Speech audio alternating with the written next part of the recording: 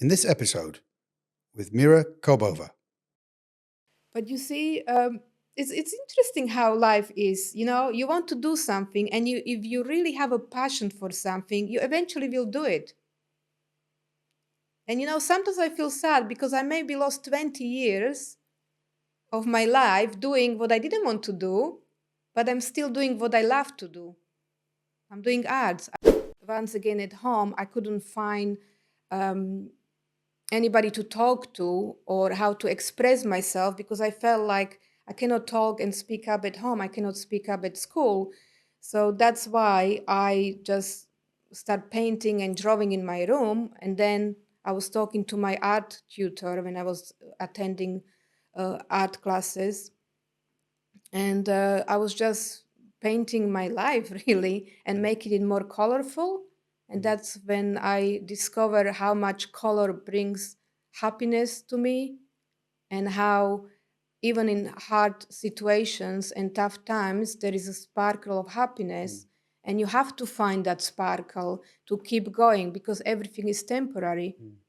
I remember there was a revolution when I was about teenager. I was teenager. There was a revolution. There was lots of things going on in my country, and I become more rebellious, as many artists would, and I start questioning like everything. I was questioning the era, the communist times. I was questioning my teachers, so I become a bit uncomfortable for my teachers because I could hear different stories at home, what happened, and when the Russian bomb our house, and how the school is telling us the Russians are amazing, helping us, etc. So I started questioning lots of things, and then I also saw lots of people start being more depressed, and that's when I understood how art is important.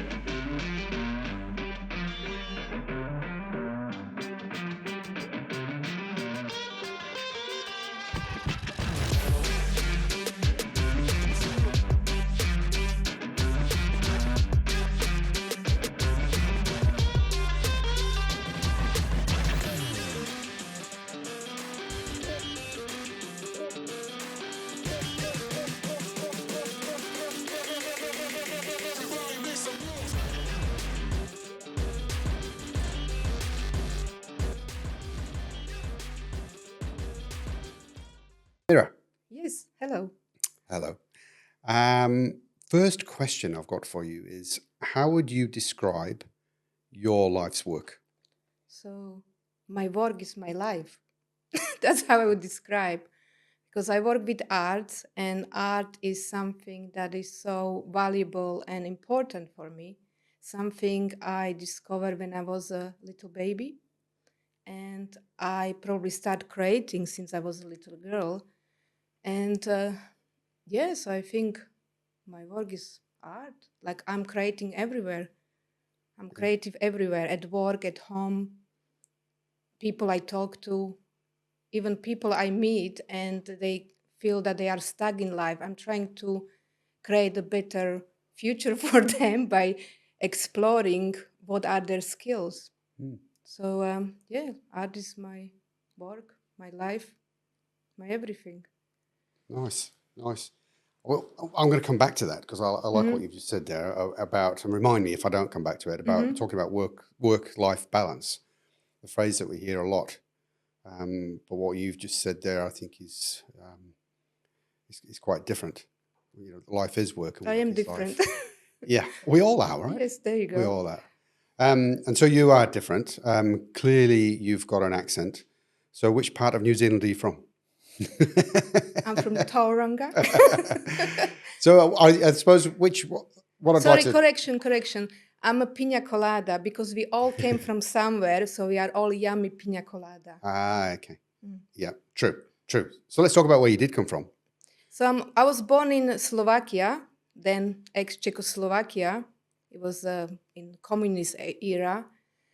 And then by the time I left the country, I was 20 years old.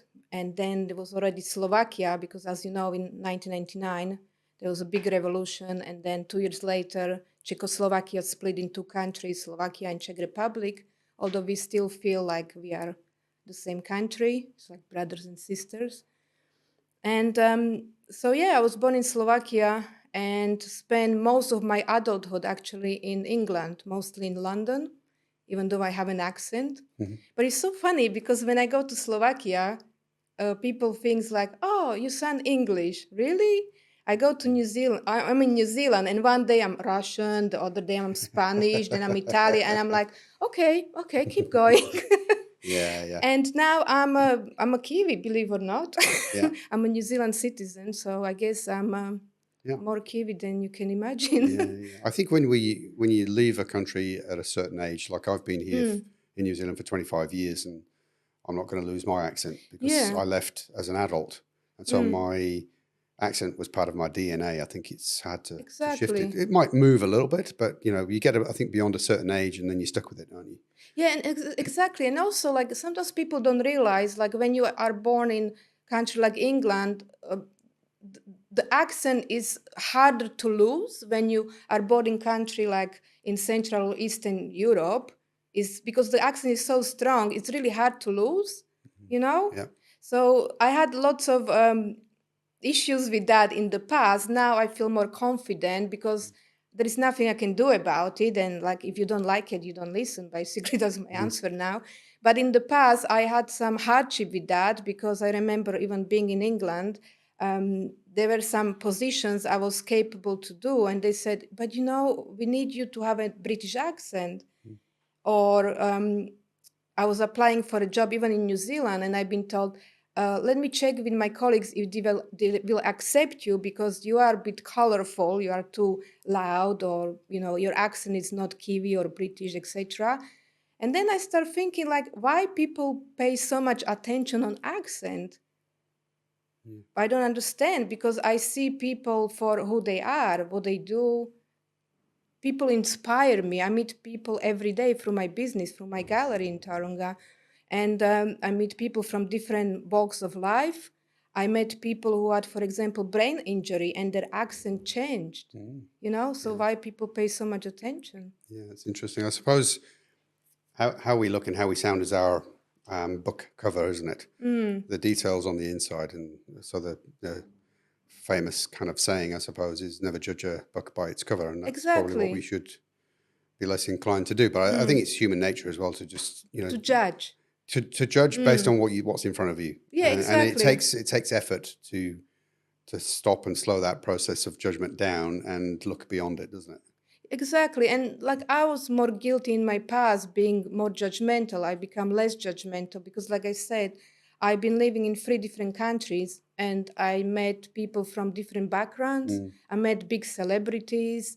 I met people on the street. I had a very long conversation with a homeless guy in London who actually came to the pub, and everybody just brushed themselves. I don't want to talk to you.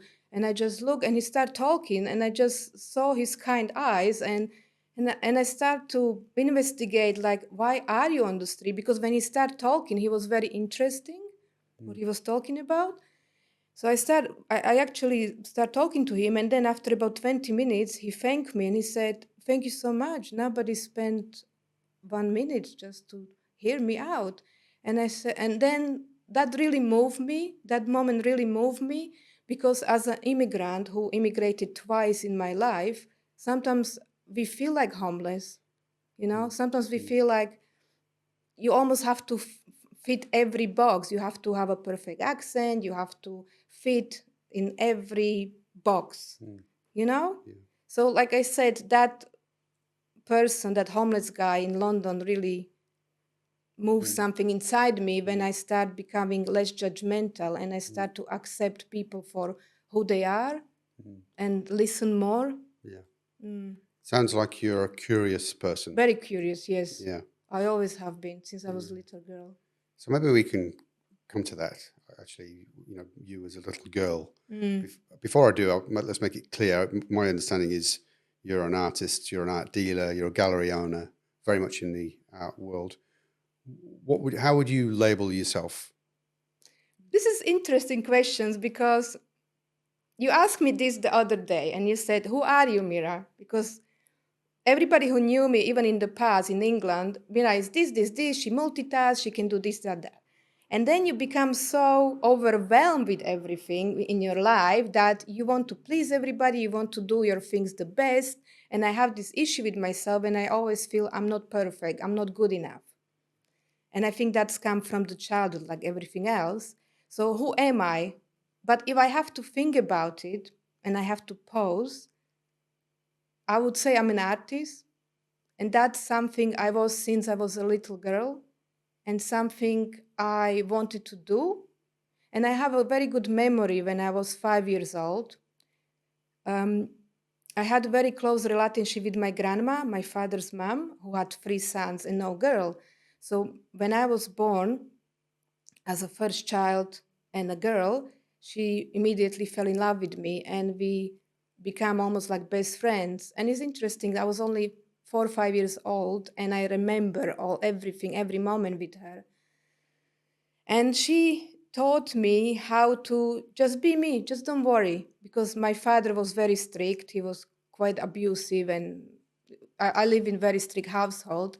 But my grandma was this cheeky girl, and we used to bake, play in the garden, create. I used to draw everywhere, like everywhere, on the floor, on the wall, everywhere. And she taught me how to just be me. Just don't worry what other people do and say. Just explore, be yourself, and just be Mira. So, yeah, I'm an artist, and that's something, the creativity and curiosity is something that I had since the early childhood. And I always loved to create, and I'm so curious. I almost became a detective a few years ago in my 20s because I was working for a security company for a while because I was so curious about human, how they behave. And I try to solve everything, like putting little puzzles together. I tried to help and solve the things. I almost wanted to fix broken people, which is impossible, Yeah. which again, maybe that was something I experienced in my past with all the hardship and violence, that later on in my 30s, I decided to even study psychology. Once again, I had a moment in my life when I started thinking about life and what I want to do and how can I help people. So I studied Sure. psychology and I Yeah. wanted to become a psychologist. Sure. All right. Well, maybe we can get to that. Maybe we can come through your career a bit to understand where you've come from and how you have become who you are today. So, what I'd like to ask is, going back to your childhood, it sounded like there was two aspects of it. One was that there was a not so happy side, Mm. and then when you were talking about your grandmother and your art, your face lit up and you looked a lot happier. Can you talk to us a bit more about what your childhood was like? What your family unit looked like, and what kind of character were you? Yeah, so in my child, I was the oldest daughter, and then 1 year later, my sister was born, and then my brother 8 years later. So I was always responsible for lots of things at home, and our home was always surrounded with art and design because my mother, she was quite creative, and she used to work for an advertising company, which also led her to travel around the country, even going to Germany for work. And I traveled with her. So inside the house, that's why I'm saying art always made me feel happy because even in tough times, there were so many beautiful things at home I could look at and I kind of lost myself. I find so healing when you surround yourself with beautiful art. Even if you have like one painting on the wall, you may have a hard day, but you just stare at the painting and it completely uplift your mood. And then when I was about 6 years old, I started a school, and also I went to private art school. So I was going to two different schools at the same time. Like in the morning, I was going to normal school, and then some afternoons I was going to my art school, and was probably that's where probably I had the best times in my life, when I met my art teacher and I was creating, I was painting a lot. And then there was a I remember there was a revolution when I was about teenager. I was teenager. There was a revolution. There was lots of things going on in my country, and I become more rebellious, as many artists would, and I start questioning like everything. I was questioning the era, the communist times. I was questioning my teachers, so I become a bit uncomfortable for my teachers because I could hear different stories at home, what happened, and when the Russian bomb our house, and how the school is telling us the Russians are amazing, helping us, etc. So I started questioning lots of things, and then I also saw lots of people start being more depressed, and that's when I understood how art is important. So you mentioned, I think, earlier or maybe before the interview that it was quite a strict Yeah. childhood. What was that like? What was Well, my childhood was very strict because, like, it was same at home and at school, because I was living in communist times. When you are at school, it's very strict. You just have to follow the rules. Our teacher would have wooden stick, and if you just say something that is against the system, the stick would fly through the whole class. And I wasn't the child who would just be quiet. I would observe, and then if I felt that I disagree, I would just say in calmly. I would just say like, well, I don't think so, and I question. So I had lots of questions, and that's why many teachers find it very difficult. But then when I went home, when you think home should be your happy and peaceful space, my father struggled with alcoholism, and also he struggled with the fact that my grandma, his mom, immigrated to Canada. She kind of escaped during the era. He struggled that his mother left and kind of left him alone. So he started drinking more and more, and he became more abusive. So then, once again at home, I couldn't find anybody to talk to or how to express myself, because I felt like I cannot talk and speak up at home. I cannot speak up at school. So that's why I just start painting and drawing in my room. And then I was talking to my art tutor when I was attending art classes. And I was just painting my life really and making it more colorful.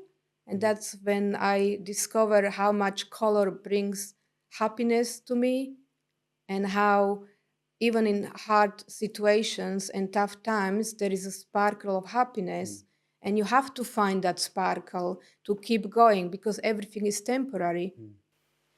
so? What was your relationship like with your father? How old were you at this time when you said your father was drinking more and becoming Well, abusive? when I was 5 years, my memory, I don't remember much before I was 5 years old, but I have quite good memory since I was about 5, 6 years old. Yeah. And that was exactly the time when my grandma immigrated to Canada. And I had a sister who was 1 year younger, and both my parents were working, but there was just suddenly so much hate at home, and shouting, and lots of things were going on,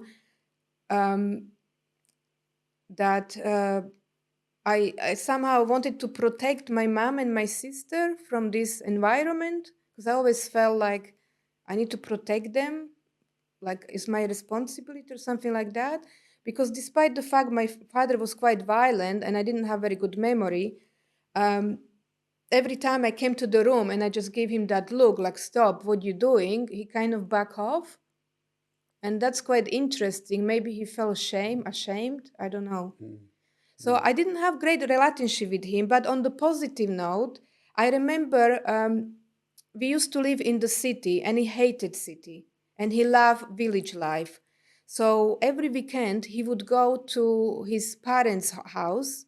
That is his house now, And he just really enjoyed gardening. He enjoyed being in the nature.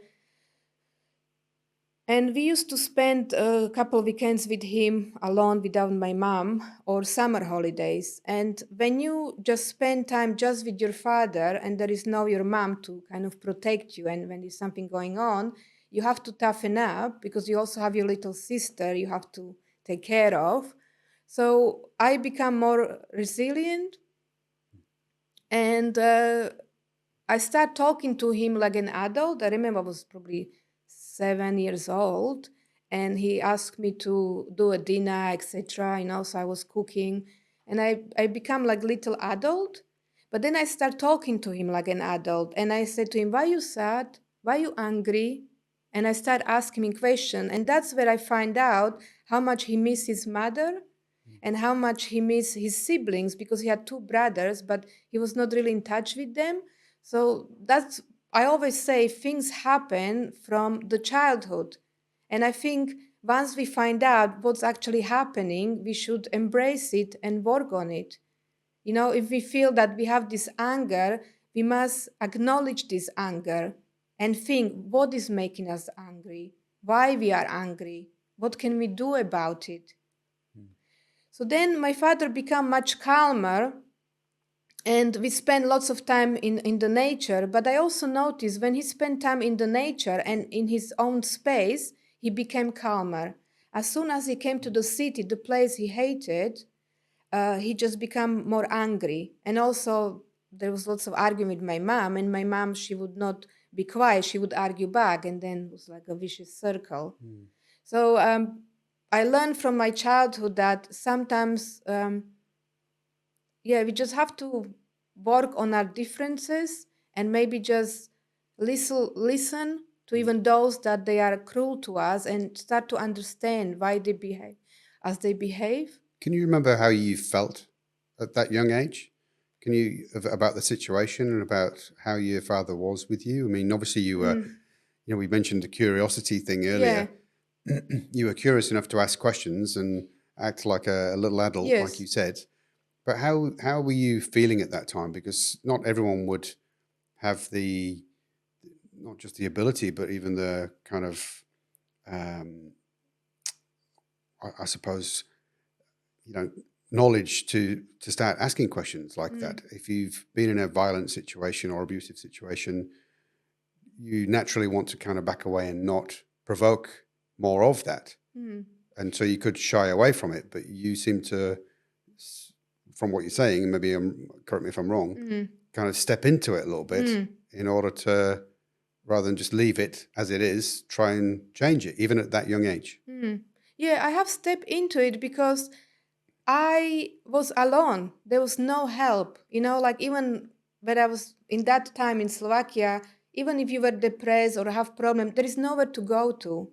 It's not like in New Zealand, It was, you have to be, you became resilient, because you have to deal with life. So even as a little child, I was scared. I mean, he was abusive physically and mentally, very abusive. And for me, even took so many years to gain confidence. Like that's why even now, I sometimes don't feel I'm good enough, and people around me say to me, "What are you talking about?" Because that's how you get affected. You move on, you learn, but something still stay inside you. So how I dealt with that was that when you just on your own and there is nobody else to help you, you have to find the courage. You have to find the courage and fight back. Because I never felt as a victim. I'm a survivor. Never ever in my life I felt like a victim. And you know what? It's interesting because even though I was so scared of my father, obviously, but if there was a situation, like for example, we were on the train and he was so drunk and he was getting off in completely different town, and I always have to be so observant what's going on around me. I had to take care of me, my father, and my little sister, and that time was already my little brother. So I had to take care of 4 people. So that's how you find the courage and become little adult, really, and take responsibility.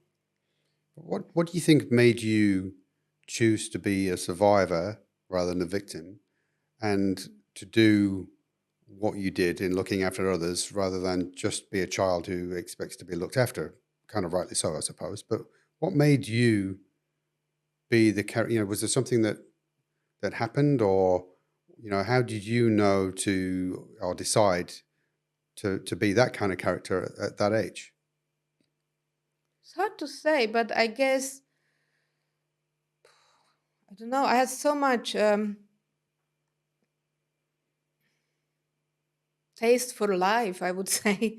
I just, life is for living. Why should we just put up with shit? Mm. You know, Yeah.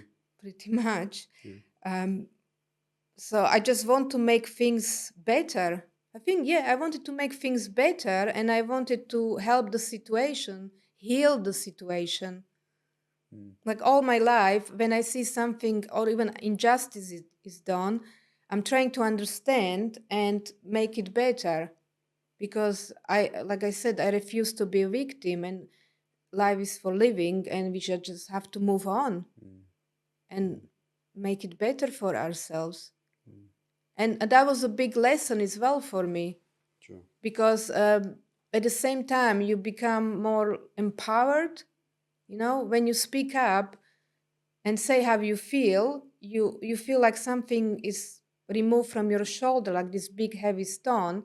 I know you are risking something, and I knew I'm risking being punched in my face, but at least I get it out of my chest. Yeah. So you're saying there that it feels better to get it off your chest Yes, than to hold definitely. on to it. Yeah, like I was never scared. Like I was scared of my father. I wouldn't say I was never scared. I was scared of my father, but I was never scared to express myself, whatever consequences there are. Mm. Mm. I just find that it's important to express yourself. Yeah. And I think that's come also with arts. When I needed a healing time, I would go and paint. I would just have my own space Mm. Mm. for healing. Yeah. Following through on that, what do you think the consequences of your childhood, both positive and negative, have been on you and who you've become? I think the best thing what came from that is that I become more resilient, um, courageous, and also I can handle difficult situation better. I can adapt better, I would say. Like if something happened and you have to dramatically change something, I wouldn't be going in the corner and crying, oh my God, my life is finished. I would be upset, obviously, but I would be like, right, what can I do? And I would probably grab pen and paper and just write the plan. So I think become more resilient. And I think we need to learn that, how to become tougher, because even now in this life we are living now with so many changes, and now in recession, we have to learn how to move on, how to adapt, how to change things. So the circumstances Mm, that you experienced as a child have enabled you to cope a bit better with better in some of life, the hardships that you've with experienced throughout hardship, life. Yeah. yes, But definitely. what's the cost of that though? What was the consequence? Like, so, the answer to your question about, you know, um, why would you do something different with your kids is because they need to have a childhood. So what was the cost for you, do you think, in you've gained something from that experience? It's not necessarily something you would have chosen, and it wouldn't be what you'd give your children. So what's the cost of that? What do you think you missed out on? I think I worry too much sometimes, and I think if I had the parents that they take care of me, like don't worry about this, like they being adult and me being a child, I would become less worried in my life, and also even having a child in this life, like I miscarried a baby and I couldn't get pregnant again, and sometimes I blame myself. Maybe I didn't want to bring the child to this world because that's how protective I am. Maybe I didn't want my child to experience so much hardship. you were creative from a very early age. You talked about that right at the beginning with your grandmother. That's maybe where you found your escape, was in your art. That's right. And so you did your art classes after school, and clearly I read that you were obviously quite good because you won an award. Yeah, and then when I was 11, I was like back again to my confidence, zero confidence. When I was 11 years old, the art tutor, it was a private art school I went to, and he said in front of the class of 15 children, he said, and guess who won? And I will start looking around the class, and I'm thinking, this person. And he looked at me and he kind of shake me and said, it was you, Mira. I was like, what? And he hung me the medal and the diploma from Japan. I won the big international competition in Tokyo. And I just couldn't believe. And that was another happy memory in my life when it was a blessing. It was basically the universe saying, look, you are not as bad as you think. Yeah. Like there is a sparkle of hope for you. And that was huge. That was huge. It really made me very happy.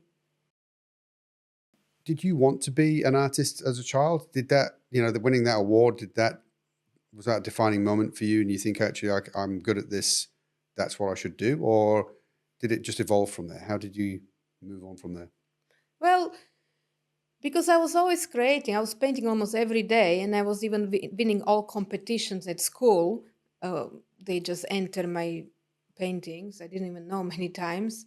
And the art was such a huge thing in my life. I thought that's my job will be when I'm big.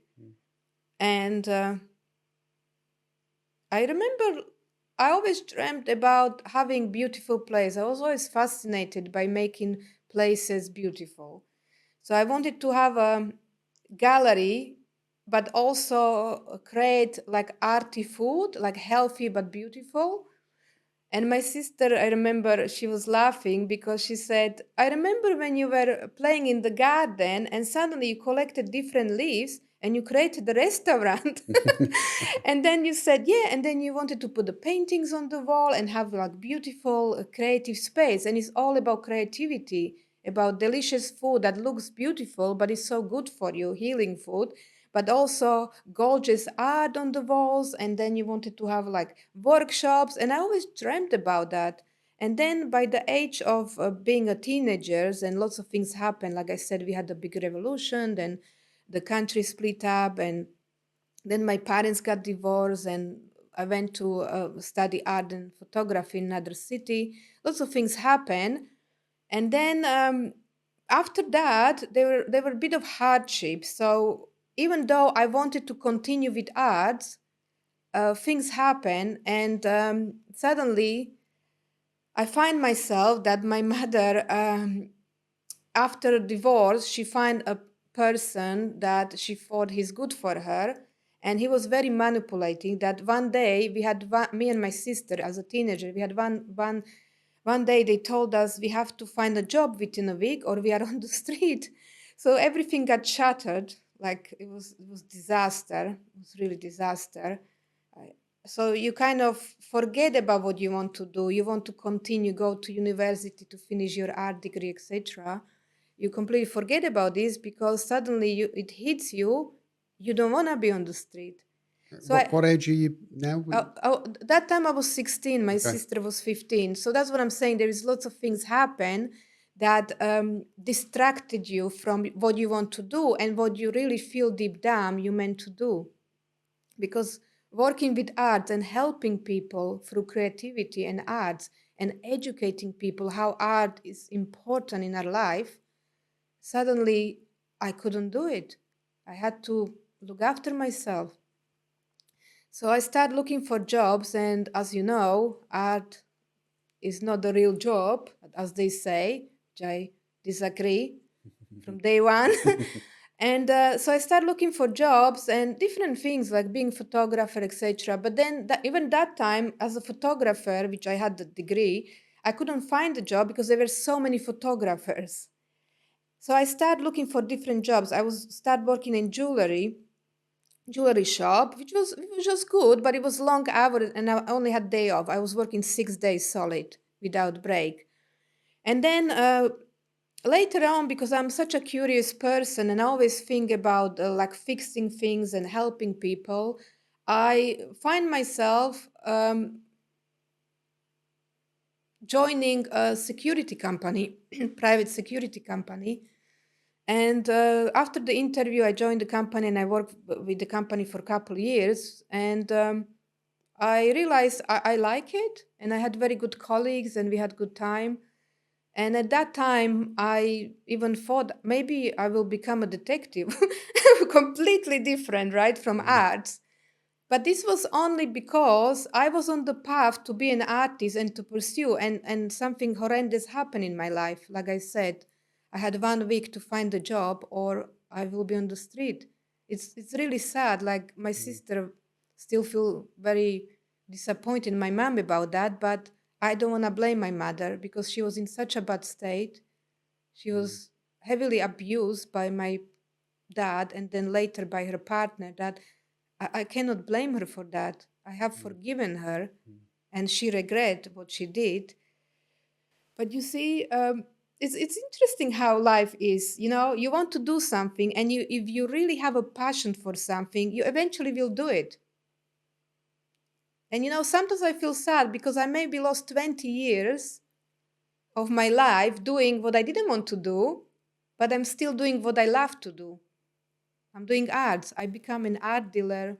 I opened a gallery 9 years ago, which I moved from Topo to Torunga. And then 2 years ago, with my business partner, we actually opened the second gallery.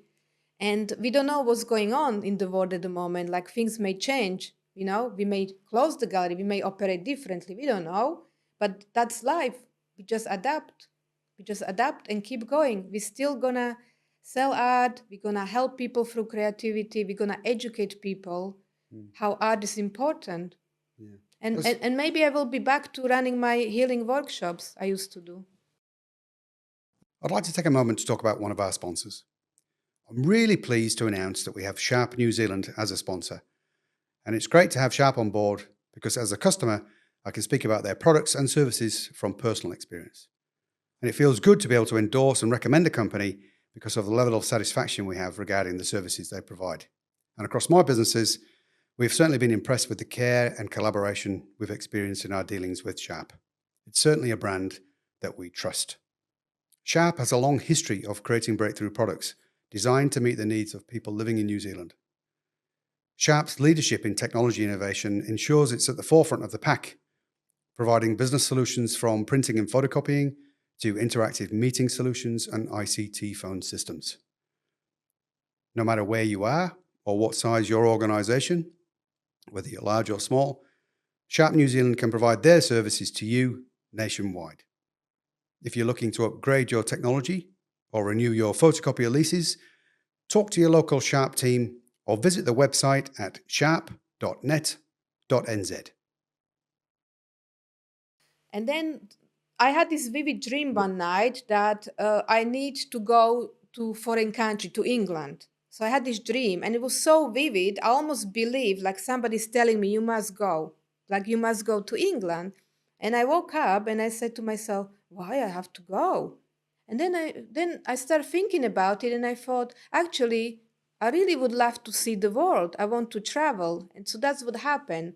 I really wanted to go explore. I wanted to explore the world and try something new. So I just packed my little bag, spent all money I had, I even borrow, just to buy the ticket to England. And yeah, and I arrived. I couldn't speak English very well, but I somehow managed to talk to immigration officer. And then, literally the next day, I had a job as a nanny, looking after 3 children. I never forget. So going to England, was that the fresh start that you needed? Was that... That was the best decision in my life. Okay. Arriving in England was actually the best day in my life. I never forget. So where did art feature during this period in your life? Yeah. Obviously, in your formative years as a young person. You know, art was very much your passion. When you were in the UK, how involved in the art scene were you then? Yeah, so like in Slovakia, it was like I mentioned, I was, always painting, going to art school, and I entered lots of competitions. And then when I moved to the UK, I started doing art with children because that was my job, working with children, doing art. And then later on, I made like-minded people, creative people. So then later on, especially in London, I met a couple artists and we had art shows. So I was helping to run art shows. Like we would hire a place for 2 weeks and we would run art exhibitions. So I met people like that. Then I met really good designers as well in London. So I was doing couple exhibitions, but once again, it wasn't full-time job. Like my full-time job, like for example, last full-time job I had in England was a project manager. I was working in events, so I was managing events and I travel. But even that, I was doing this job as full-time. I still was creating and doing art jobs with other artists. So I was getting involved. But it was really hard to just become like full-time artist. It was tough then. It was really tough. But I always had the dream since the childhood. I really want to have my own gallery, which takes me back to what I said the other day, that once you hit the very bottom, there is nowhere else to go. So you just go up. And this is what happened when I moved to New Zealand. I hit the very bottom in my life. Okay. So can you talk to us about that? So Yeah. you mentioned you had a partner at the time who was from New Zealand, who wanted Yes. to move back. So I'm taking that's part Yes. of this story. Yes. So do you want to just talk to us about that a bit? Yeah. So like I said, I met my ex-partner in London, and he was living there for almost 20 years. And we've been together for a couple of years. And one day he just said to me, I think we should move to New Zealand. And I said to him, why? It's so far, it's so remote. Why would you go? I have a good job and we are quite happy here. And he said, no, we should go and we can also buy like cheaper property. Little we knew then. We can buy cheaper property. We can settle down because we've been traveling a lot as well. And we can settle down and maybe you can pursue your dream. And then after almost a year talking about it, I agree. And I said, okay, I will try. So I immigrated to New Zealand with him. And first thing I remember arriving in New Zealand, I thought I'm entering paradise. I just looked through the window on the plane and I thought, wow, what a beautiful, beautiful place. This is like, I felt like I'm in heaven. It was so gorgeous. And even when I arrived and I was talking to immigration guys, I thought, what a welcoming people. Just never experienced that in my life. No country you travel are so welcoming as New Zealand immigration, you know? And I thought, wow, this is nice. So I immediately felt welcomed. And I already had my permanent residency from secured in London because I was living and I was a partner of New Zealand that I've been with for many years. So I didn't have to apply for visa. So that was all organized. Let's just me start the job. So then that's when we actually relocated to Taupo. And so let me start the job. And then when we settle, you start looking for a job in the same town. I said, okay, so that's what we did. We were homeless for about 6 months, moving from place to place. And then he started the job, I started looking, and I found it very hard because Taupo was quite small. And then all jobs I wanted to do with art or tourism, I couldn't get. And then I get little, again, contract jobs, and it wasn't enjoyable. I even worked for the magazine. I was selling art at the market, and somebody walked to me and said, oh, you would be a good salesperson. Are you interested to work with me? And I said, yeah, sure. What do you want? And I started working for the magazine for about 6 months. So yeah, I did lots of odd jobs, but like I said, I didn't realize how hard will be to actually find similar job I had in London. So things happen. And then shortly after we moved to Topo, we got a permanent job for my ex, and I start getting something. He was diagnosed with cancer. So that was, that was tough.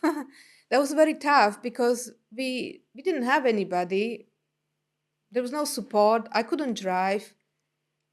Um, and we had to go to Rotorua, Hamilton, you have to go for tests, etc., operation, da da da. And it was really, really challenging times because I was working for this magazine. I was earning very little money, but at the same time, I was looking after him. And he became quite unwell and depressed. And then suddenly you find yourself, there is so much hardship, and there is hardship after hardship, constantly moving, losing money, dealing with cancer, missing your family, missing your friends. I remember I wanted to buy a ticket to London every week. I was just pressing the button. I'm going, I'm giving up. And then I stopped myself and I'm like, you can't give up. You lost so much. You actually lost so much money to even immigrate. You left everything behind. You have to fight. You have to do something. You can't just give up. So I tried to be strong for him and for me. And eventually, after a few months passed and the situation was getting kind of, difficult, it was tough. I remember we went to Wellington to see his friend. He had a friend in Wellington. And I don't know why. One day I just said to him, we've been through so much and nobody wants to give me job. I just feel like failure. Like, what's wrong with me? Nobody wants to give me job. And I was also badly discriminated by one company in Topo who basically told me in my face that we won't give you a job because you're not Kiwi. It was really devastating. And it was a customer service job. Easy. I could do easily. So yeah, it was really tough. And then after that, I was like, nobody wants me. I will create my own job. I'm not gonna cry here. I know who I am. I know my skills. I know where I came from. I know who I am. And that's what happened. I created the art lounge, my happy place. Yeah. And That was my happy place. yeah. And that was that during the tough time with... Yeah, that was a very tough time. And then he slowly started healing and but that was that's when I say when you crash the very bottom in your life, there is nowhere else to go. The only way is up. And that's very true. Because I remember that day when I said to my ex that I'm going to create my own job and I'm going to do what I love, art, and I'm going to help people through arts, and I'm going to embrace these people and make it very welcoming. And everybody who walks in will be welcome and nobody will be judged. And that's, I even choose the name, the Art Lounge, because lounge is the place that is welcoming, relaxing, and that's why I choose the name. Yeah. To welcome everybody. And there was also a funny story at the same time when I actually said I'm going to do that, because I was sitting in the kitchen and there was a blank canvas in the corner sitting and looking at me. And I remember I was crying my eyes out, like, oh, so tough. And I just grabbed the canvas and I started painting, and I was painting all day. And it really helped me. It was a healing process. And it was kind of like the sign from universe saying, just don't worry about money. Don't worry about anything. Don't worry about people. You know who you are. You do what you love. You do what you're passionate about. You do art, and you will many people. You will help many people with art. And that's what I did. And then after that, I just went to town and I started looking for a place to rent. That was interesting. Because I always think that if you want something, you just get it, no matter what. And I discovered that the rent is very expensive. And I was like, wow, such a small town. We are not in Oakland or Wellington, you know? Why so expensive? That's horrendous. And the rents were like $2,500, $3,000. That was like 9 years ago. And I was like, wow, that's crazy. How can I start? I have no money. How can I start, right? And I really want. I want my gallery. I want to start. And suddenly I saw this place upstairs, and there was a note like for rent. And I was looking, and I thought to myself, upstairs, okay, let's try. Because you want to be like nice downstairs, right? Everybody see you. And I thought, okay, let's try. So I contacted the landlords, and I said to him, hey, I have this idea. I want to open the gallery, and I also want to do like events and possibly workshops. And how much is the space, and can I see? So they show me the space, and it was basically very vacant loft upstairs, very gray, dirty, dusty, gray walls, like abandoned. Okay. And I walk, and first I thought, oh, this is so ugly. There's no way I'm gonna be here, right? It's a gallery, right? And then I look, and then I saw a potential, and then I thought to myself, we can paint, we can do this, we can change color, we can buy red carpet. And I start scanning the room, and I look at the landlords, and I said, well, I will give you $500 a month. And they said, oh, no, no, we want 2.5. And I said, no, no, no. That's all I have. I don't have anything else. And he said, no, we can't do that. I said, well, then you're going to have empty loft forever. Who's going to hire this? Nobody. I said, you either have $500 and I make it beautiful and I paint it and you got something really lovely here and you earn $500, or you have nothing. And that's what happened. They called me the next day. True story. Yeah. Really true story. They called me the next day and they said, okay, you can have it. So I started the gallery, and then I was so excited. That was first time I really felt like, yeah, things happening. I love New Zealand. Things will go right. And my ex was getting better, was healing, but the cancer affected him quite, badly. It was tough for him. So anyway, I started my gallery upstairs, and then I was so excited, and I was in the paper, and we painted everything, and it was so pretty. We bought the red carpet, and I dressed the walls with my art, and then I talked to local artists, and I said I would like to run exhibitions, and I can run like shows for them, etc. So if they want to exhibit with me, and obviously many artists wanted to put their artworks in the gallery, right?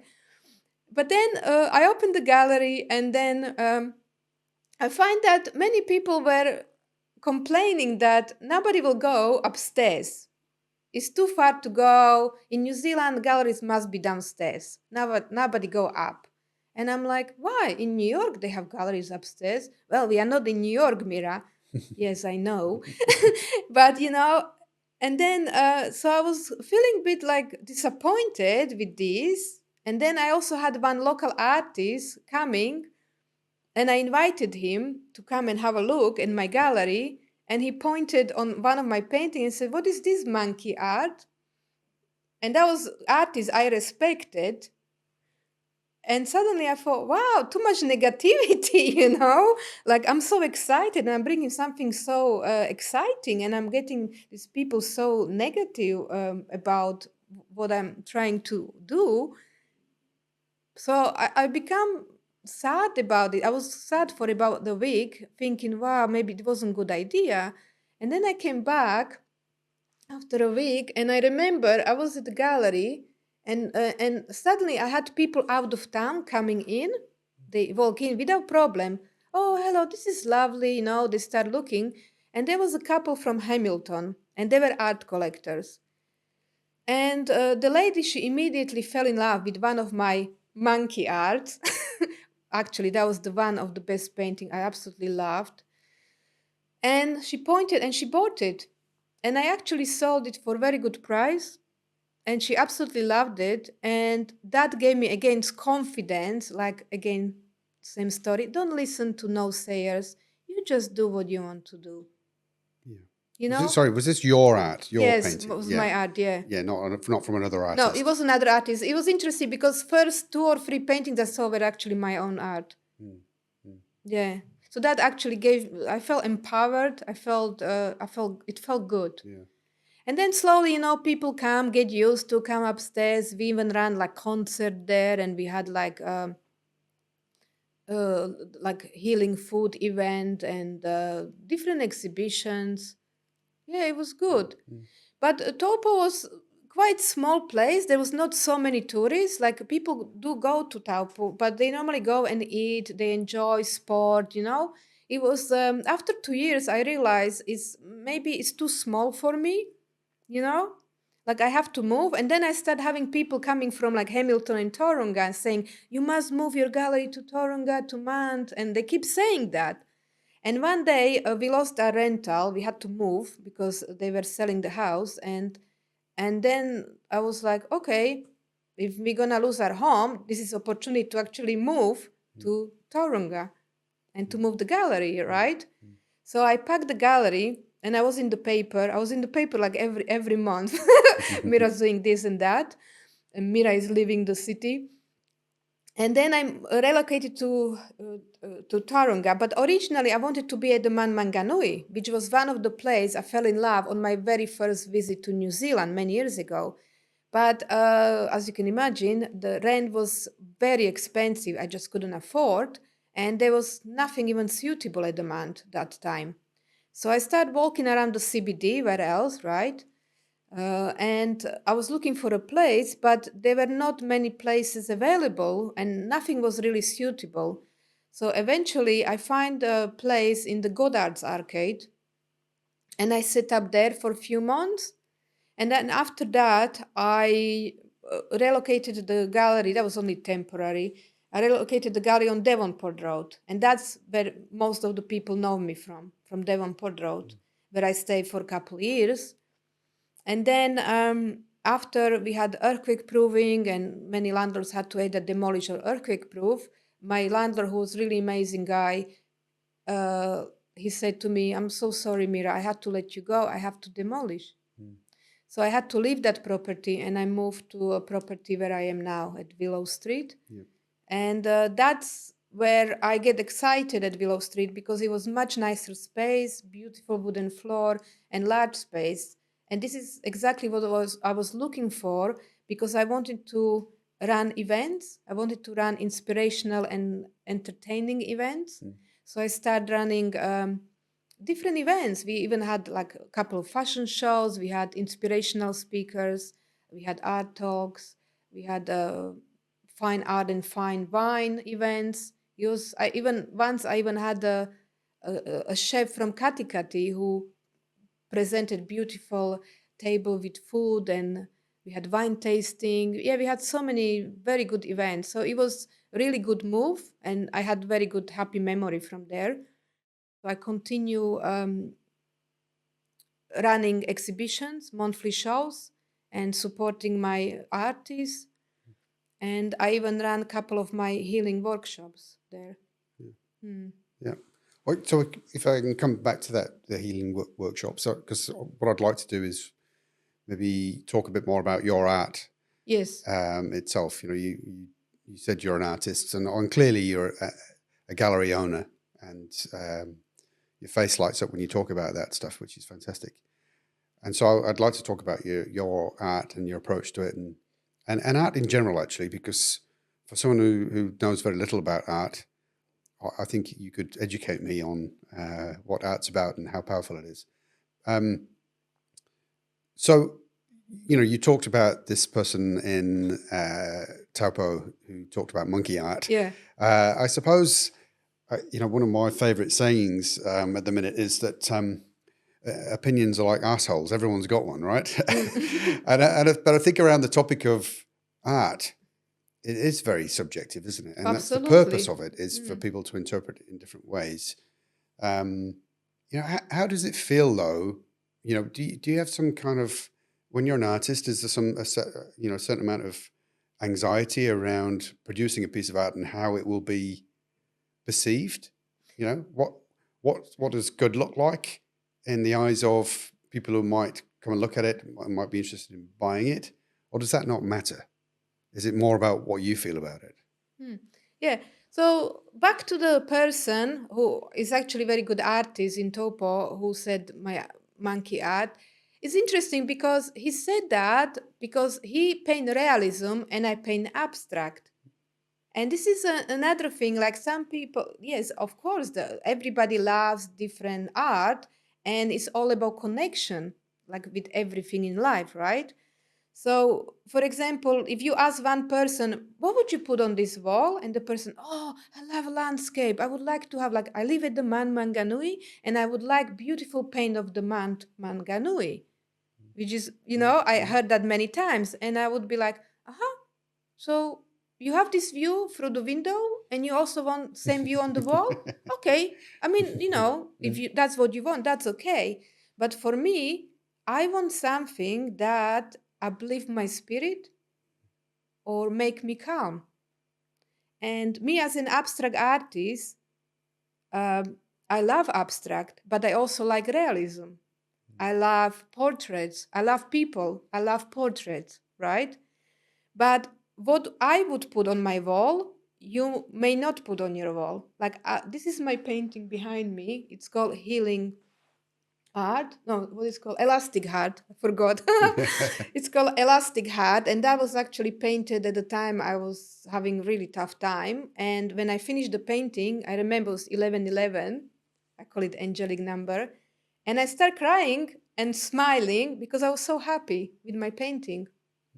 So you see, to me, colors makes me happy. Colors are emotions. And that's why more and more people, believe or not, start loving abstract because you don't think, you don't see what is there, you just feel, you connect. You love pink colors, you immediately feel good. Healing. Pink and lime green is the color of healing. It's like a heart chakra. Right. And so back to the artist who call my art monkey art is only because he probably didn't even think what he's saying. He probably just said it as it is because he doesn't appreciate and doesn't understand abstract art. Yeah. It's like So rather than bunch artists together, like they all kind of think the same and do the same thing, they don't. They're quite different and have different perspectives, don't they? they have different, and it's very interesting because actually the artists are the best in judging other artists. And this is you experience that, especially when you have a gallery. You have a clients coming and they look, and some of them they may mention like, "Oh, this is rubbish. I don't like this." But I don't like this. It's okay. I don't like every art, or oh, this is not for me, right? And then sometimes you have an artist coming and they say, "This is rubbish," or "I could do that." Oh, really? Okay. Can you do it? So Yeah. that's why even artists are hard on themselves, but they also hard towards other artists. And sometimes I just feel like you need to stop. You need to stop that because art is about expressing your soul. And to be honest, I don't get offended anymore. I used to get very sad when somebody said this is rubbish and this, and I wanted to just cut the canvas.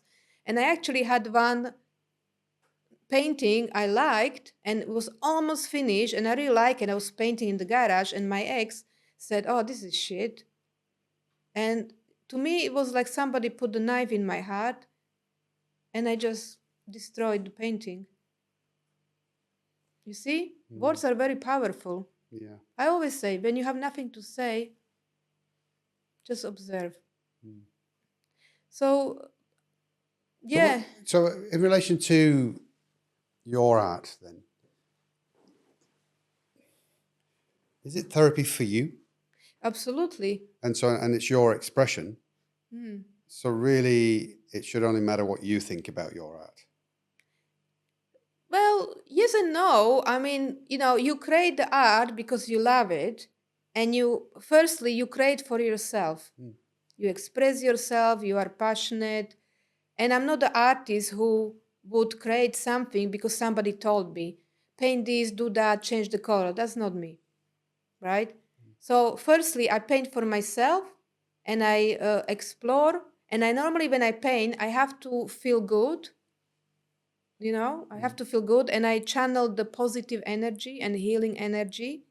And many times I manifest while I'm painting that the right person find my painting and the painting brings him or her healing and success. That's what I manifest when I channel Yeah. through my paintings. And like I mentioned earlier, colors are emotions. So I speak my emotions through colors and shapes. So is that a typical thing that it's about positively expressing yourself, or is that just your thing? You know what I mean? Is everyone different? Everybody's different. Like when I feel really sad, I find hard to create. I can do like a little drawing or something because it's healing for me, but to create the artwork I want to sell, I find it hard. So you know what I mean? Mm. When I create the art, I'm normally okay, in okay mood, and I feel good. I start creating, and if I really don't feel good, my creativity is kind of blocked. So I step back. Mm. Like I find difficult to create. Yeah. However, saying that, I would take like a piece of paper or something, and I just do dribble or something just to calm myself, right? But then you have artists who uh, like to create darkness. I met some artists and they like to create powerful paintings but dark. Like I have a friend who in England who is a very top detective, and his wife is artist for the combo. And one day she purchased an artwork, a Barbie in the blood, covered in blood, Mm. in the bath blood, which was gel, strawberry gel. And she found it fascinating and very expressive. But he immediately saw a murder Mm. and very disturbed, like, no way, this is not going on our wall. I'm dealing with this every day, Yeah. Yeah. But she didn't see, that's what I'm saying. Everybody see art differently, Mm. but she didn't see a blood. She just felt like, wow, this is fascinating. This is so expressive. What is artist trying to capture? And da da da. She saw something else. She didn't necessarily saw a blood Mm. there. Mm. Mm. So, like I said, I met some artists who paint very dark artworks that it gives me shiver. Like I'm like, "Ooh, I wouldn't put it on my wall." But then you may have an art collector who is fascinated by this, and they enjoy it in their house. You can't blame them. This is what they like, and that's what they have. Just touching on what you're saying about the couple there who have got quite different tastes or views on that particular piece of art. There is that one of the barriers for people buying art for their home, that actually, even though they're a couple, they what their views on art, on a piece of art, or what they'd like to see on their wall are quite different. I Well, mean, it's they say there are four types of people who buy art, right? One of them, which is majority people, are because they want to have something aesthetically nice.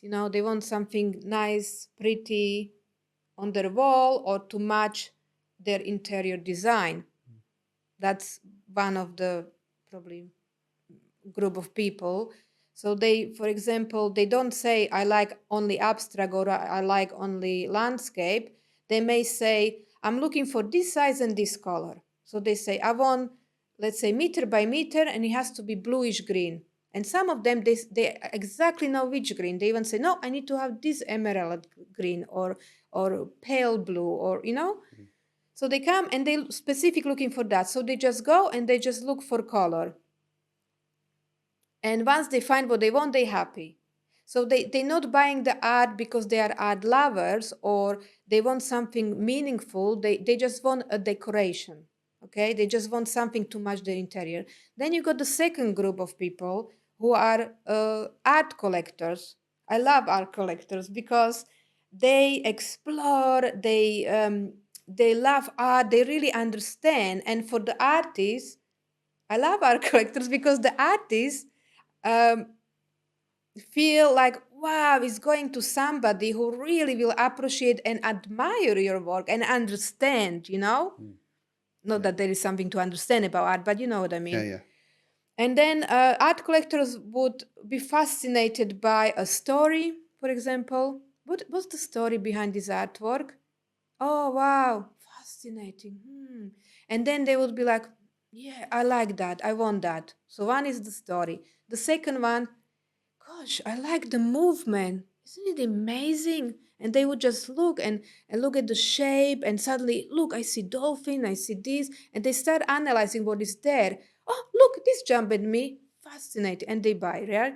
Or you got art collectors who like for example, I had some architects clients and they like everything straight, and I understand, right? Like clean lines and bit of color and blocks and things like that. So they would go for that, you see. Or you got another type of clients that they just basically walk to the gallery because uh, they just looking and they like pretty things. Yeah, this is nice. And then suddenly they look and they like, huh, I never thought I would buy a piece of art today, but I'm so fascinated. You see? Mm. So you got different type of people who buying art and what they want to buy. Who else has been an inspiration to you in the art world? Is there particular artist that you've kind of admired? Well, I always say if Picasso was alive, we would be best friends. I actually channeled him once, if you believe in the spiritual things. I channeled him once when I was painting. Right. Hmm. He was somebody that, you see, like Picasso, when he did a drawing on the street and he asked for big money, and the person said, what are you asking so much money? You only did it in 5 minutes. Oh, no, no, no. It took me all lifetime. You know, because sometimes people don't realize that what you see is not what happened in 5 minutes. You know, Yeah. it's a journey. It's You're a not paying journey. for time. You're paying Yeah, for what's yeah. come out in that time. But it's hard to say like who is your inspirational person. If you have to pick one, it's really hard to say because I met so many inspirational people in my life, and I did travel widely, especially living in London. And I think the most inspirational people I met are people you meet in daily life. Like you are one of my inspirational people, believe or not. We had a conversation. I had a really tough day, and we had a conversation. And you, without hesitation, you just sat down, said, "Let's sit down and talk." And I realized how bloody good coach you are. No, seriously, I realized how good coach you are. Well, thank you for that. Yeah, I suppose really it's don't have what. to blush. Yeah, yeah. You caught me off guard with that one. Yeah. Yeah. So you do meet lots of inspirational people, but like when I look at the childhood, like he was very inspirational for me, my grandma. And then coming to London, I met lots of inspirational people. Like some of them, I become friends and we still know each other. Even in New Zealand, like in New Zealand, like for example, I had one of my friends, Zita Cameron. She's incredible lady. She's a mother of five, businesswoman, and when she's just amazing, how she handle her business, her big family, and also always willing to help others. You know, if I if we talk and she said, "How is your day?" "Oh, it's good. This happened, but never mind." She would, "What can I do?" And she's always there to help, right? And this woman, and that's what I'm saying. Sometimes you meet these inspirational people in daily life, and then you start thinking, interesting, how people behave, how people are so willingly to help, and the others not. Or I met a millionaire person who could help you, and nah. So your inspiration taken from lots of different places. How do you channel that into your artwork?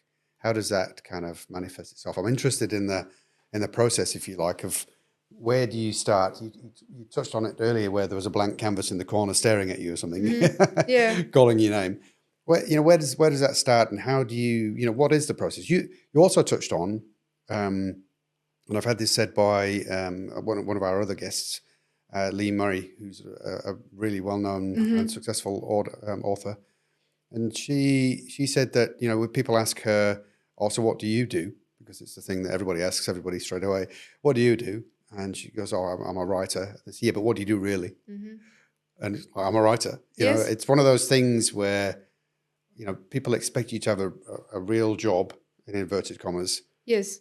And then you do this kind of thing as a hobby, right? But actually, I think that's our stereotypical view on life of what jobs are and what they should be. But the arts across the board, really, it is work. It is a job. You said earlier, it's hard to make it a full-time job. There's obviously a transition towards that. You can't just decide on a Friday, as of Monday, I'm going to be an artist and I'm going to earn money out of it. You have to kind of transition, as you do in all aspects of life, Yes. I think. But it is work. What does work look like for you? Can you talk to us about that? Like obviously you've got your art gallery and that side of things and the workshops, which we'll come to, but actually painting, creating something for yourself, that is work. What does work look like for you? So, firstly, when we said in the beginning, who are you? One word, artist. But the truth is, I became more art dealer and art consultant than artist. So, when we're talking about life and work, my life became my work and my work became my life.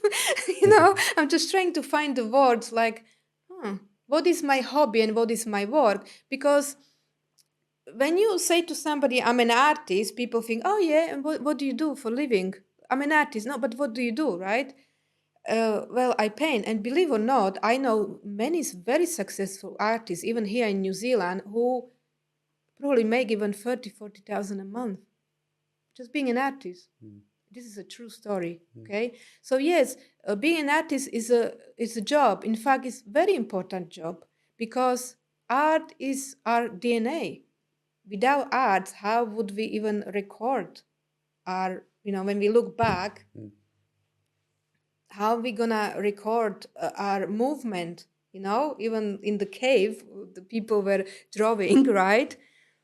So yeah, art is in my DNA. Like I cannot be without art. I cannot sit here if there was no art. Because like I mentioned, there have been so many times in my life that I crashed the very bottom, that art was the only thing that I could stay alive. And it is important. And that's why I would like to educate people and inspire them through creativity and art. So talking about life work, so for example, in my busy week, I work 6 to 7 days a week, believe or not. You walk to the gallery and you think, and people normally say, wow, what a beautiful place. And some people say, aren't you lucky you are here? Oh, yeah. You know what? I think you are lucky I'm here, don't you think? Because you walk in and you think, wow, what a beautiful environment, what a great job, you're just sitting there pretty, just selling art, and you got all this beautiful art around you. How easy is this job? But then you think like, what I'm gonna say? Just nothing. I just smile. Yeah, it's so good, isn't it? It's lovely. It's my happy place. And it is my happy place. But you wake up in the morning and the first thing before you brush your teeth, you check your emails because you don't want to miss anything. And you don't want to miss especially email from a client, and you want to email straight away, right? So you check your emails, and then sometimes you get overwhelmed because you may have a couple emails from clients, from artists. There may be somebody going through hardship, and dealing with artists is not always so easy because you are dealing with people, you're dealing with sensitive people, and some people are more resilient than others. And sometimes you even get involved in conversation that is about life. That's what I'm saying, life work, where you actually cut the line. So suddenly we're talking about work and suddenly we're talking about life. So you start talking about a situation they are experiencing, or they're depressed, or etc., etc.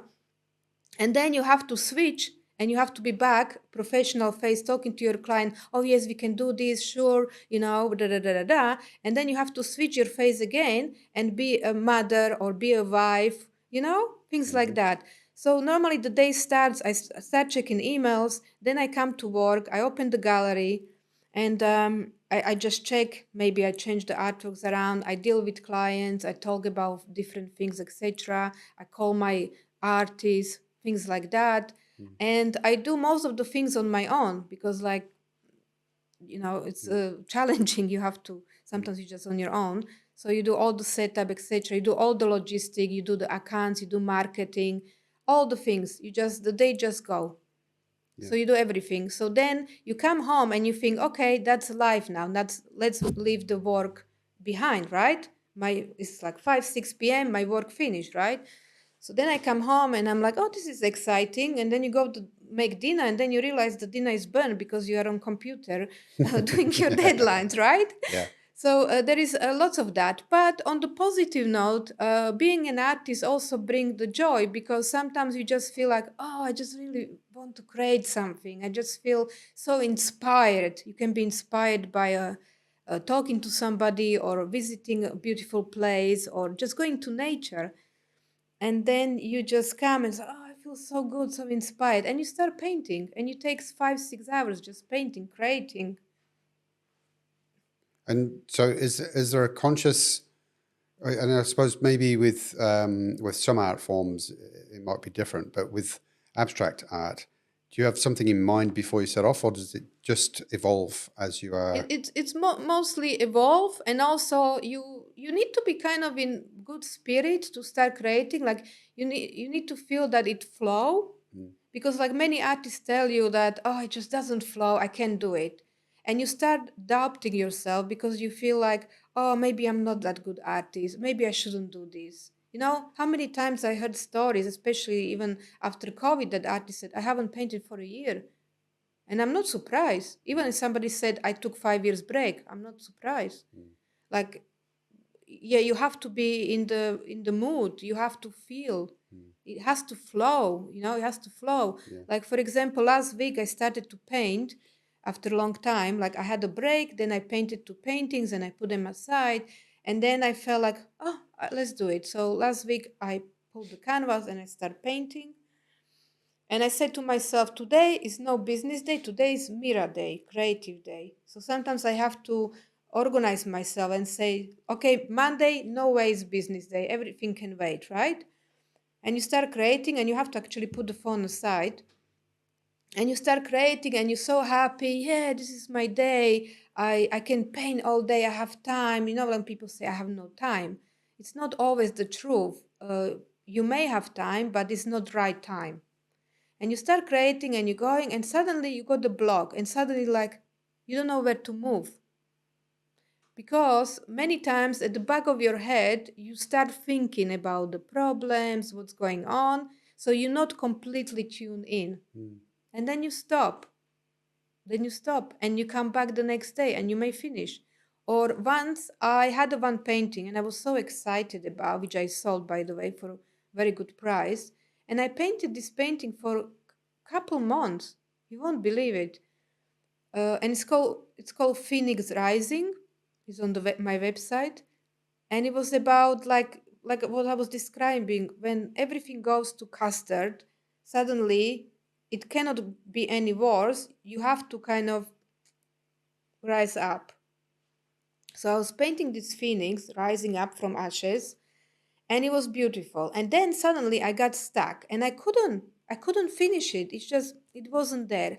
So I put it aside, and I was doing other artwork, and I keep coming back to this painting few months later, and after maybe 10 months I completely finished, and I was happy. So sometimes that happen. You have to really feel it. Yeah. It's a journey. Yeah. That's why I often say that when you buy a piece of art, especially really unique piece of art that is so different from any others, it's a journey. It's like you're buying piece of artist's soul. You're buying the experience, the emotions, everything is there. Yes. So it's a nice segue into something else I was going to talk about, which was, and you've touched on it there with, the Picasso comment around Mm. how quickly he did a painting and what it was worth. We are, I suppose, who we are is made up of all the experiences we've had. Yes. Our perceptions and opinions and values are based on all the inputs we've ever had. And so, when I talk like in a coaching setting, or when I, talk about leadership, or when I'm writing, what comes out is a combination and a culmination of all those bits of information that I've gathered over the years. Most of it I can't remember where from, and it forms something new, or new for me. Is that how art works as well? Is that you expressing yourselves, as the feelings, the emotions that you've got based on the inputs that you've had? Is that what's coming out, or is it something different? It could be. It could be that, and also um, the people you meet also influence you, right? Mm. Like they say, the 5 people in your life you have around yourself, or what do they say, you became Yeah, you become like the 5 closest people you five hang around closest with. people you have Yeah. around. Yeah, that's right. Yeah, that's what it is. um, so yeah, you get influenced by places, people, situation, and your past. And like I was saying, I'm doing healing art, and I truly believe I'm channeling the healing energy because I want to make the world a better place. I want people to be happy. Like, I have no even drop of jealousy in my body. And I never understood when people are jealous. I want everybody to succeed, believe or not. Like, I want people to succeed, to feel good, so they can radiate the energy and make everybody around them happy. And this is why I create the healing art, because I want to speak to people to bring the joy in their life and healing. Yeah. So, and how does that work then? I'm thinking, you know, in today's world, there's a lot of stress, Yeah. anxiety, depression, a lot of mental health issues that becoming more and more. Um, I won't say more and more of it, but we're more and more aware of it, Mm. which is great, and which is good from a finding help and support point of view. In workplaces, globally, we've got the majority of people in workplaces are not happy at work. No. You know, um, there's there's a lot of doom and gloom that we can talk about. What Yes. what role has art got in helping change that and change our mindset and see things differently? It's interesting because when I talk to people, even customers, some of the customers said to me, "Oh, Mira, you did those healing art workshops. Why don't you do them again? Why don't you do this for businesses?" And I thought to myself, maybe this is what it is. Maybe we need to learn how to connect with each other, connect with ourselves, to find who we are. Like, you ask me, who are you? I'm an artist. Yes, but I'm Mira. I'm positive person. I had this happening. I like to do this and this. I like cooking. I like doing this and that. But I'm not just one thing, right? So, for example, I was thinking maybe one day I will create like kind of expressive workshops for businesses where uh, when the, let's say, the company can pay for employees healing workshops or entertainment or something like that, let them to explore and just bring some joy in their lives, you know Yep. and to connect with each other, to see each other as a person, not my colleague. This is my colleague, this is my accountant, Mm. just kind of connect with Mm. each other as well as connect with themselves, Yeah. to again find a purpose in life. Yeah. I think, yeah. So I'm just thinking about what you're saying there, because some of the barriers to that are people thinking that they're not artists. I suppose we're all artists, right? Yes, we're all, we are all but creative. but we're all creative. That's probably a better word. And it's really just about expressing yourself through creation Mm. that you're talking about, really, rather than teaching people how to become, great artists. Is that right? That's right. And it's like, you have different, sometimes people think like, oh, the art workshop, I have to let's say, buy paints or paper or canvas, or I have to know what to do. But no, you don't. You just create from your soul. And like, for example, the healing workshop I was running, you didn't have to do anything. You didn't even, you can draw the stick man, right? Or not. Hopefully, yes. But you don't have to know what it is. You don't have to even have understanding how the colors works or how to use the pencil. You basically just come and you explore. You explore and express yourself. And it can be different tasks. Like I had a group of people that, let's say, two were quite arty and they were good with drawing, and then I had one guy and he was like lost. I don't know what to do. I was like, what's your favorite color, or blah blah blah. And we start, I engaged in conversation with him, and then I find out he liked like straight lines or whatever. And then I said, how about that would be fun. And I just created the project for him to do. And then he created like beautiful lines and colorful lines, and it was kind of geometrical, but it looked really cool. And even he was impressed. Yeah. That's what I'm saying. You can do anything, or doodling. Sometimes you are at a meeting and you're bored and you're doodling. How many people do that? That's also creative, isn't it? For sure. Yeah. Like you can do anything. Yeah.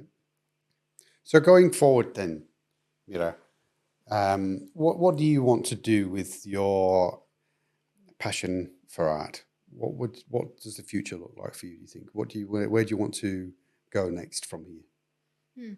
Well, I have a big plan which I don't want to share publicly today. Copyright. I have big plans which involve healing arts, I'm gonna say, and it involves healing arts and helping people. But I am looking for investors to start with. But it's a very, very good project, very good plan. But before I achieve that, which I believe I will one day, I would like to continue working with my artists, especially my selected small group of artists, and guide them, especially the emerging artists, and kind of guide them and help them to become successful professional artists. This is one thing, work with them. But also I want to focus more on my art, because I love and I enjoy creating. And since I become an art dealer, I didn't create as much, and it really upset me sometimes, because I love painting and I love, exploring through colors. So I want to also balance my life work.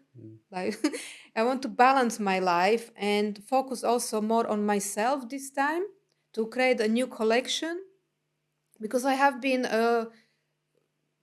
asked to have an exhibitions in New York and London again, and I was like, wow, but I have nothing to sell, which I'm like, I would love to, and I have some artists in New York. I know we want to do exhibition together, so I would love to do that, and I would like to talk about art and healing arts and how we benefit from art.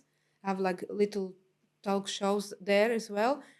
But I also want to finish my book, because I started writing my book, like some of us, a few years ago, and I'm progressing. But because I have so much to say and I'm still exploring different ideas and what I want to talk about, it's a process. So I would like to spend some time off and just focus on my creating my own art and finishing my book. So I need to kind of find out how I can manage everything, helping others, and also Helping yourself. help myself do what I want to do. Yeah. Creating that space. That's the first thing, isn't it? Yes. In order to be able to create, you need to create the space. Like you said, I think you touched on earlier, you said, it's about, we feel like we haven't got time, but actually it's about creating time within our days and weeks to do the things that make a difference to us. Absolutely. Because, like sometimes you think like 24 hours is not enough. They should have more hours, right? But then you think like, but you need to use them wisely. Yeah. Yeah.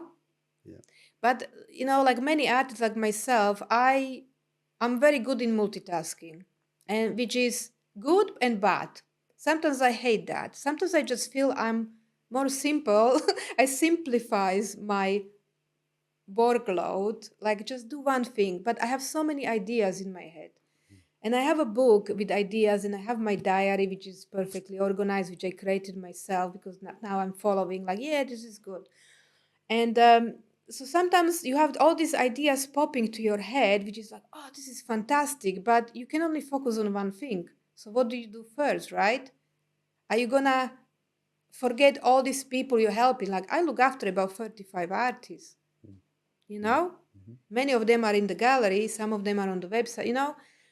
And sometimes I just feel maybe I need to shrink that and have less artists and focus only on few people, which I'm still helping. And on the other side, I need to work on my own work, which is my art and my book. So sometimes I need to make things simple. Yeah. And maybe the clarity about what you need to do and how you need to do it will come from being creative. The mindfulness that comes out of mindfulness, being creative. It gets you out of your head and stops you thinking about all these other things, doesn't it? Yeah, like I need to practice stillness, like don't we all? Especially in these busy times when we are dealing with so much going on. We need to almost have like one day off just to be with ourselves.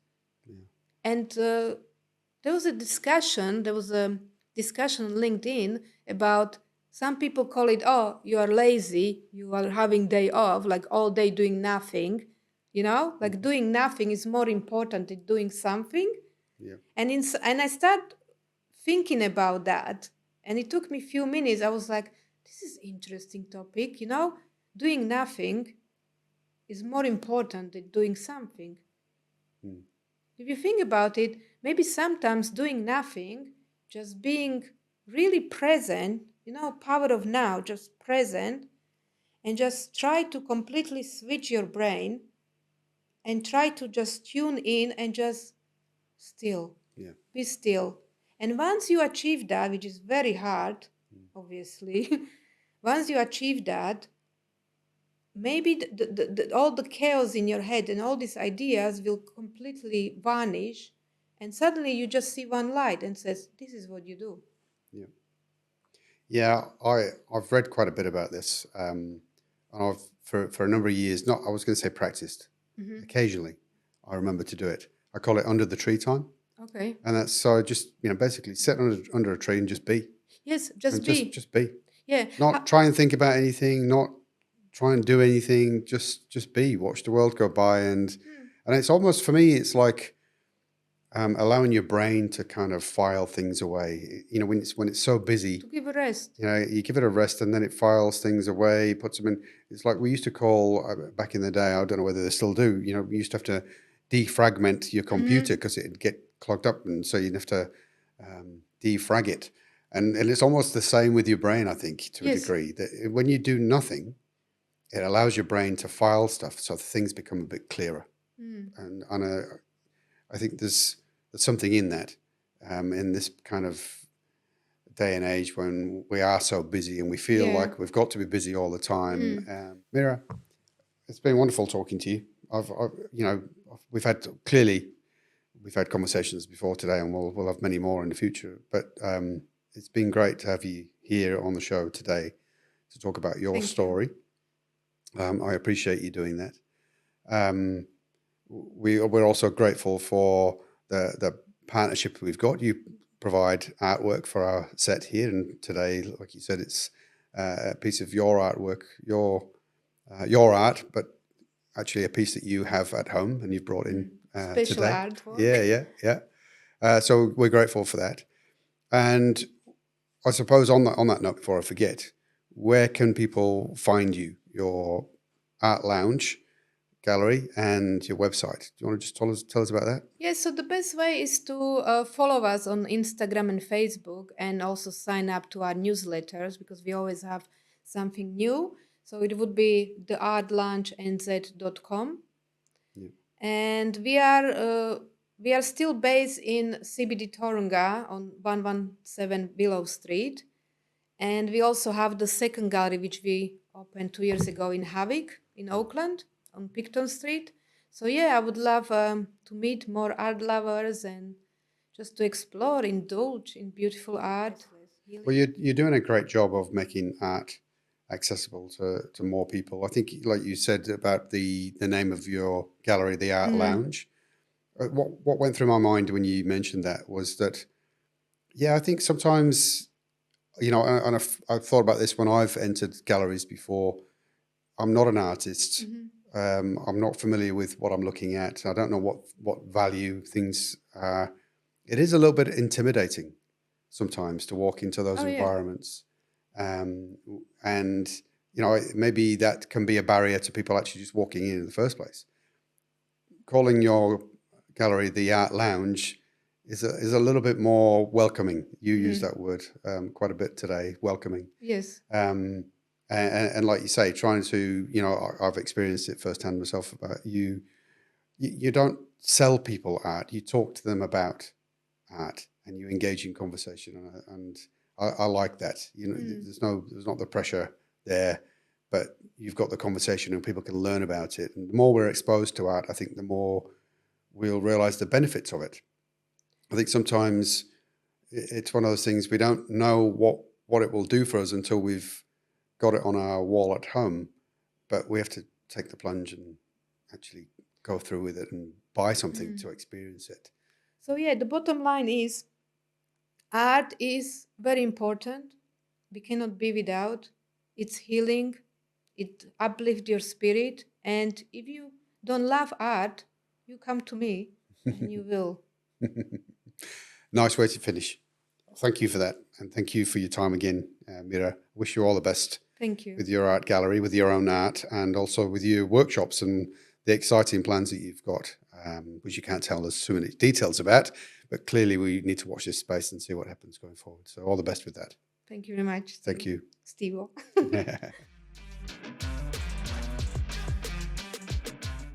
As you will hopefully know by now, if you've seen other episodes, this segment of the podcast is all about wisdom worth sharing from our guests who have been living a life that it's a story worth retelling. At the end of every interview, I look back as part of the editing process and discover some of the gems that came out during the conversation, and I summarize them here. In this interview with artist and gallery owner Mira Corbova, I gained some real insight into what it takes to pursue your passion and the benefits of doing so. Mira was adamant that she would not live her life as a victim, no matter what had happened to her or those closest to her. In describing her formative years, she relayed to us that she'd had an abusive childhood. Her father would be physically and emotionally abusive towards her, and she was required, at an extremely young age of about 6 or 7, to look after her sibling. She would come home from school, open up the house by herself, and then start preparing meals for the family. Even at this very young age, Mira didn't feel sorry for herself. To be fair, she didn't know any different back then. But what she did do, and what I believed shaped who she became as an adult, without letting her childhood define who she is, was 2 things. Firstly, she became curious. Although fearful of her father's abuse, she wasn't fearful of trying to understand him. She wanted to understand what he was going through and why. Because clearly, whatever was going on for him resulted in him showing his emotions in ways that were harmful to Mira and others possibly. She asked her father questions that he probably found very difficult to answer. Being asked by such a young, intelligent and caring girl, his daughter, he probably would have undoubtedly felt he needed to provide an explanation. Mira's curiosity and her need to understand why people behave the way they do has actually taken her around the world and resulted in her taking up many and varied roles and engaging in conversations that others would possibly avoid, such as the story she told us about the homeless person she spent some considerable time with. I'm sure that these insights that she's gained as a result of what she's been doing over the years have helped her understand herself and her own difficult situations and how she maybe could work through them. Her curiosity almost led to her becoming a police officer at one point. However, the second thing that Mira did when she was a young girl that enabled her to cope with the childhood situation would lead to a very different career. With the influence of her grandmother, Mira would escape into a world full of colour. She said that art had always made her feel happy, even in the toughest of times. Being an artist was part of who Mira was from a very young age. In art, she had not only found an escape, emotionally and mentally, from the situation at home, but because she felt like she had nobody to talk to, art was her way of expressing herself. At the age of 11, her teacher had encouraged her to express herself in whatever ways she felt appropriate, including painting apples different colours to what others would normally expect. In doing so, he taught Mira not to constrain herself, but to be free. And he obviously saw potential in Mira as an artist. He put her forward for an international competition, and she won. And I can only imagine what that would have done for such a young girl in such a situation. Mira had found something that she would be passionate about her whole life. Loving what you do and being good at it is the magic combination, the sweet spot, where time seems to fly by as things flow and we're in our element, disappearing into our own world. We all need to find our element, I think more so now than ever before. Is it a coincidence that we seem to be doing less of the things that make us happy and bring joy, and our stress levels are seemingly going up? I don't think so. It's why we need mindfulness, and it's why it's such a big thing. We used to be just mindful by doing the things that we enjoyed. We now label it. It's like a task we must remember to do along with all the other busyness. It's like we've forgotten how to just be, and we need to be practicing to create a new habit. Whether we're an artist ourselves or not, as Mira said, being able to see the beauty in things, losing yourself in the appreciation of a creation, uplifts your mood. I think many of us could benefit from a greater appreciation of art. I also believe it's why Mira and our therapy sessions are a great idea. One thing that stops us from finding joy in the creation of things is the fear of not being good at it. With guidance from an accomplished artist like Mira, maybe that fear would go away and we could be open to giving things a try. Who knows, we might just find ourselves lost in what we're doing. But at the very least, we gain more of an understanding of what goes into creating a piece of art. And I believe it's a lot more than what we think. On that note, I'll draw to a close with combining a couple of things that Mira said. Life is for living. Don't listen to naysayers. Do what you want to do. Hopefully, you've been able to take many highlights away from this interview that you can apply to some aspect of your own life, work, and legacy. Use it, share it with others. As I say, sharing is like teaching. And teaching helps us retain what we've learned and commit to change, which is necessary if we want to enhance our life's work. I hope that you're happy, safe, and successful in all that you do. And remember, live a life that's a story worth retelling. I'm Steve Worsley, and I look forward to seeing you next time on Life's Work, the podcast all about wisdom worth sharing.